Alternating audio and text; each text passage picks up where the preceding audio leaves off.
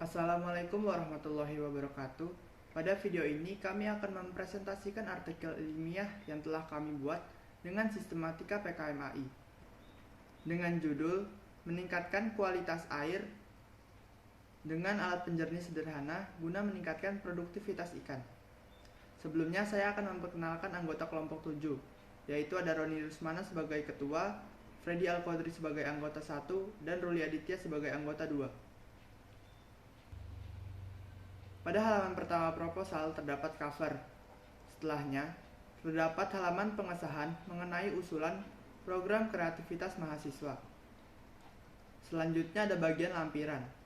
Pada bagian ini, lampiran pertama berisi artikel ilmiah dengan judul yang dibuat dengan ringkas dan terdapat informasi penulis beserta institusi. Selanjutnya terdapat abstrak yang akan dijelaskan oleh rekan saya. Kualitas air sangat berperan penting dalam produktivitas ikan. Air memiliki kualitas yang baik, maka tingkat produktivitas ikan semakin bagus. Sebaliknya, apabila kualitas air rendah akan memunculkan masalah yang berdampak bagi produktivitas ikan.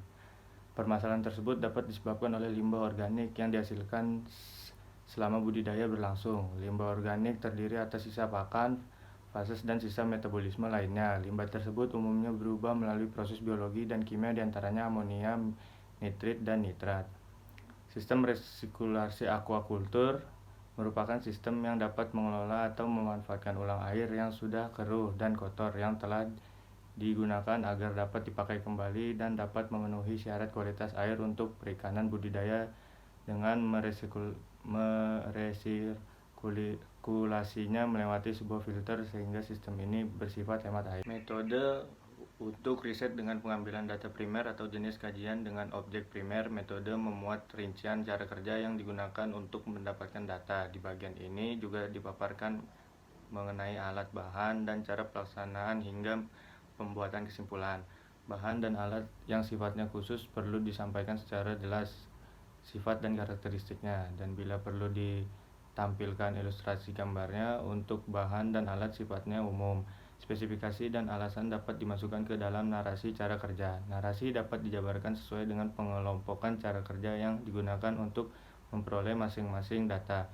Untuk riset kuantitatif, perlu disebutkan jenis statistik yang digunakan untuk analisis data dan mengambil kesimpulan beserta tingkat kepercayaan yang digunakan. Sistem aquaculture resikulasi pertama kali diciptakan di Amerika Serikat pada awal tahun 1960, di mana pada masa itu didapati pencemaran sungai berasal dari pencemaran organik yang bersumber dari tempat pembiakan ikan dan udang.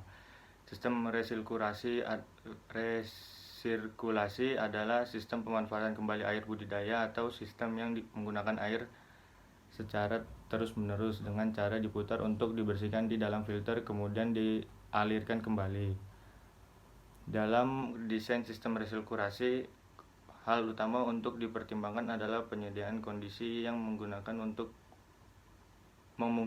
membuang limbah amonia, limbah padatan, dan pengadaan aerasi. Sistem aquaculture resikulasi atau disebut water system merupakan teknik budidaya yang relatif unik dan baru dalam industri perikanan. Sistem resirkulasi cocok diterapkan di daerah yang memiliki lahan terbatas dan alternatif menarik untuk menggantikan sistem ekstensif.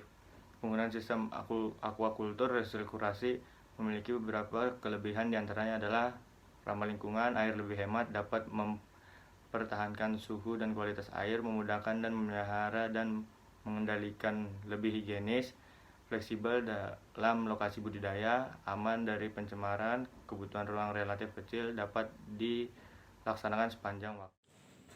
Oke, di sini saya akan melanjutkan pembahasannya. Sistem resirkulasi aquaculture. Sistem resirkulasi aquaculture, di dalamnya terdapat sebuah biofilter. Biofilter itu tugasnya apa sih? Biofilter itu sangat bermanfaat untuk menjaga dan meningkatkan kualitas air. Dan biofilter itu tempat sebagai pengembang biakan bakteri Nitrobacter dan Nitrosomonas. Kedua bakteri ini bertugas untuk menurunkan kadar amonia di dalam air. Selain itu, media biofilter juga berguna untuk memfiltrasi air. Maka dari itu, media biofilter sangatlah penting dalam sistem resirkulasi air. Jadi, media biofilter sangat penting. Media biofilter terdapat berbagai macam jenis, mulai dari arang, busa, dan masih banyak lagi. Dari berbagai macam jenis yang ada, tidak semua memiliki keaktivitasan dalam menurunkan kadar amonia dan menjaga kualitas air. Maka dari itu, kami memilih 4. Apakah saja itu? Yang pertama adalah zeolit. Zeolit yang dipilih adalah zeolit alam dengan jenis clinoptilolid. Jenis ini efektif untuk menurunkan kadar amonia di dalam air. Kedua adalah biobol.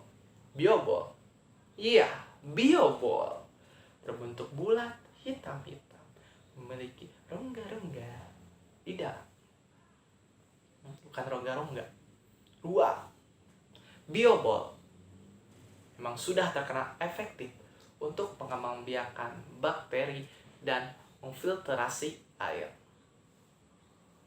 Dan sudah terbukti dari berbagai macam penelitian. Yang ketiga adalah pecahan karang. Pecahan karang juga terkenal efektif untuk meningkatkan dan menjaga kualitas air. Keempat adalah tanaman selada. Ternyata tanaman selada ini sangat berperan penting juga untuk menurunkan kadar amonia di dalam air.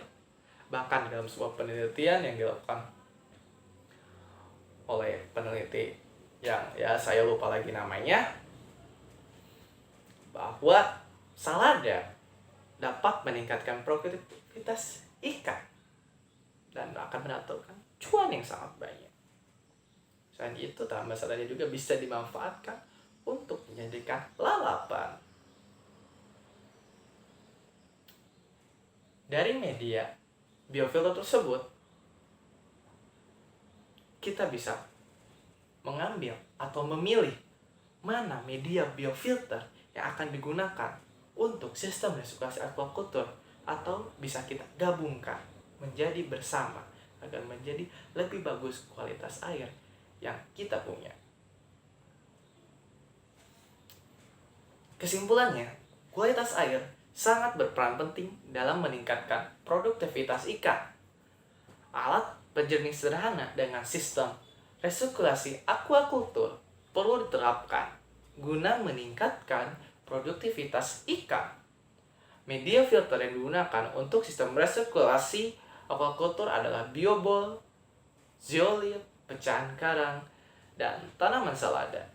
Media filtrasi tersebut merupakan media yang paling efektif untuk menjaga kualitas air dan mengurangi kadar amonia. Tetapi keefektifan media tersebut semakin lama menurun dan tetap diperlukannya pergantian air secara berkala untuk menjaga kualitas air tetap baik. Setelah kesimpulan, terdapat ucapan terima kasih, kontribusi penulis, dan daftar pustaka. Selanjutnya, pada lampiran kedua, berisi biodata ketua dan anggota. Pada lampiran ketiga, berisi biodata dosen pendamping. Pada lampiran keempat, berisi kontribusi anggota penulis. Pada lampiran kelima, berisi surat pernyataan ketua tim pelaksana. Pada lampiran keenam, berisi surat pernyataan sumber tulisan PKMAI. Dan untuk lampiran terakhir, berisi formulir penilaian artikel. Oke, cukup sekian dari kami. Mohon maaf apabila ada salah dan kata. Terima kasih. Wassalamualaikum warahmatullahi wabarakatuh.